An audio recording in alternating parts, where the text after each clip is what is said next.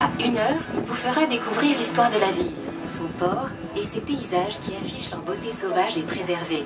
Notre voyage se poursuivra à travers... C'est bon, vous voulez y aller?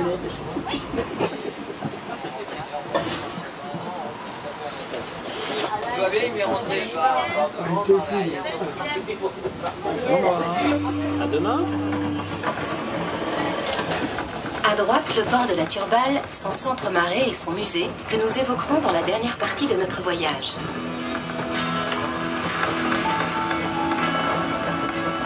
Dans la continuité, le petit port.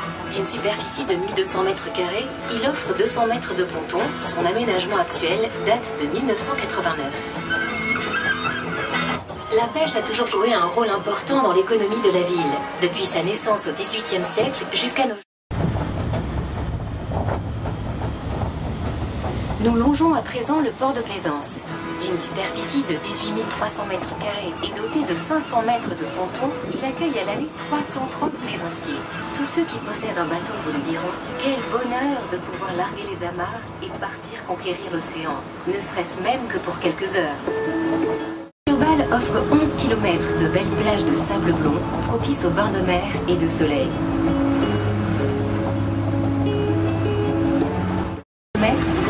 Jusqu'au bout de la presqu'île. Au nord du port et de la ville, les petites plages de la Bastille, Claire-Élisabeth ou Belmont offrent un relief plus sauvage, entrecoupé de massifs rocheux et de criques intimes.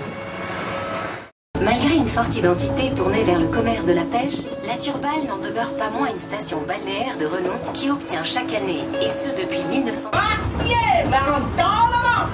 La Turballe et son périmètre régional dépendaient alors de la Bretagne. D'ailleurs, il n'est pas rare de croiser en ce temps-là des femmes portant... Si la région a pu se développer grâce à la mer et au dynamisme de ses pêcheurs, c'est à une autre richesse naturelle qu'elle doit sa renommée internationale.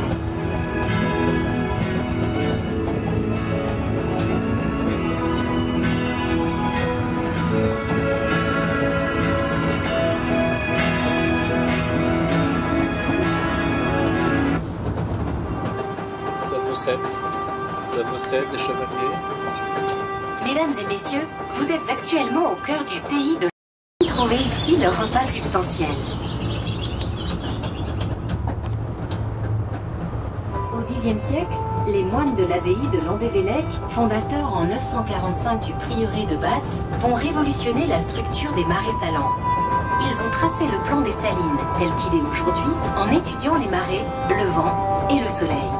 Autant dire que pour l'époque, c'était un véritable travail de titan. C'est l'or blanc de Bretagne qui va ouvrir les premières routes commerçantes de l'Europe et assurer la prospérité de Guérande et sa région pour de nombreux siècles. Principaux détenteurs des salines.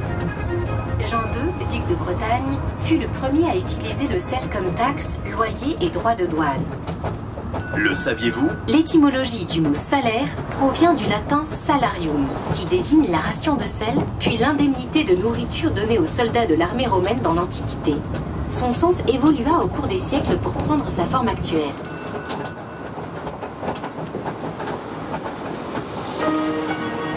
Rien n'a changé depuis plus de 1000 ans au cœur des salines.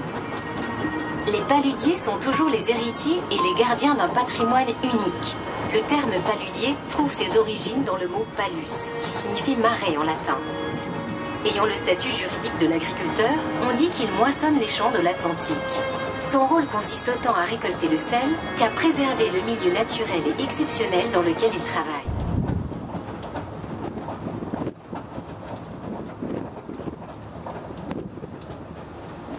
Des avocats, des chevaliers. La qualité du sel de Guérande est réputée dans le monde entier. On le retrouve même sur les tables gastronomiques des plus grands chefs. Vous devez sans doute vous demander comment cultive-t-on le sel? Quelles sont les techniques de production employées? Tout d'abord, et vous l'aurez compris, la fabrication du sel est un procédé entièrement naturel. C'est d'ailleurs l'une des rares professions agricoles qui utilise une technique artisanale en dehors de toute mécanisation et sans apport de produits chimiques.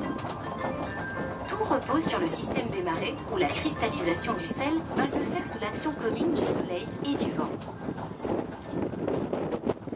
Ota, appelé aussi bulon. Ces mottes de sel sont ensuite soigneusement lissées en surface par les paludiers afin de permettre à l'eau de glisser en cas de pluie. La production du sel gris est estimée à environ 50 à 70 kg par jour, par œillet et par beau temps. La fleur de sel, quant à elle, est de moindre quantité, environ 3 à 5 kg par jour dans les mêmes conditions, ce qui en fait un produit rare et recherché. Sa récolte s'opère lorsqu'une légère pellicule de cristaux se forme à la surface de l'eau grâce à l'action conjointe du soleil et surtout du vent d'est.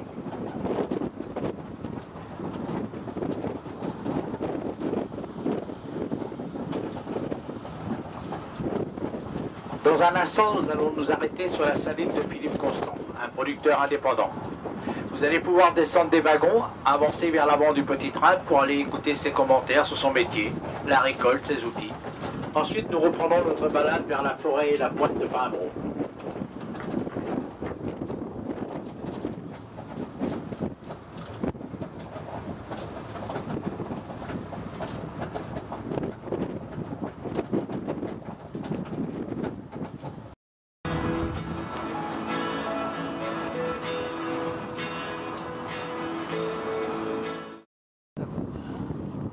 Bonjour. Alors,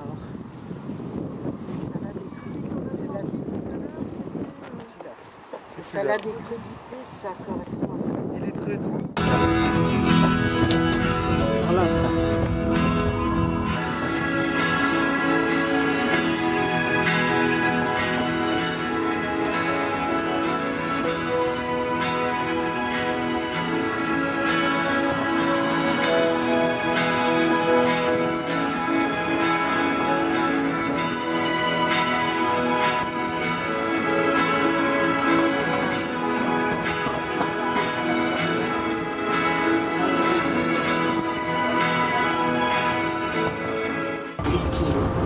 Il y a 3 sortes de dunes. La forêt dunaire, que nous traversons actuellement, est un magnifique espace boisé et protégé. Essentiellement composé de pins maritimes plantés par l'homme pour lutter contre l'ensablement des terres, cette barrière forestière offre un refuge idéal pour toutes sortes d'oiseaux et de petits mammifères.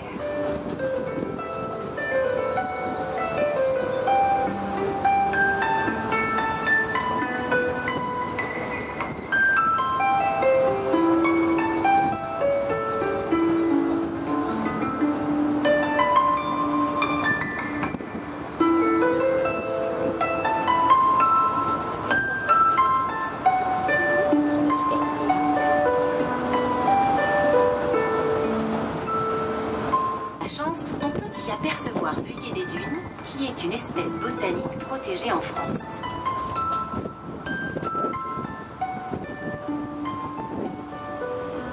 Économique et touristique. Recouvert par la mer à chaque marée, le trait du croisière